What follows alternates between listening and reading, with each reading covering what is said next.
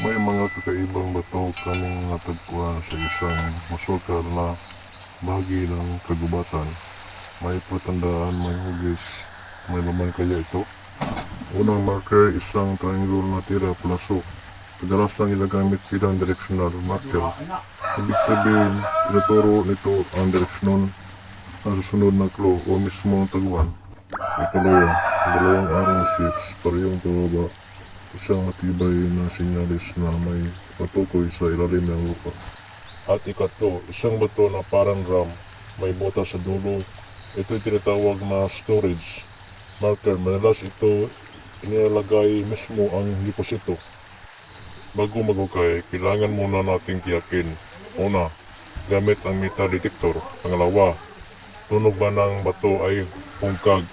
At pangatlo, may sinyalis ba ng bitag? Maingat kami nagsagawa ng tisdig sa direksyon ng araw at ito ang aming nakita. Kung pagbabasihan ang mga simbolo, triangle, arrow at drum, malaki ang posibilidad na may natagong yaman dito. Pero gaya ng lahat, ng tunay na paghanap, kailangan ng tiyaga, pag-ingat at matalas na mata sa bawat detalye. Ano sa tingin mo? May naman nga ba ito? I-comment mo sa baba. Huwag kalimutang mag-like, share at subscribe para sa sunod naming expedition.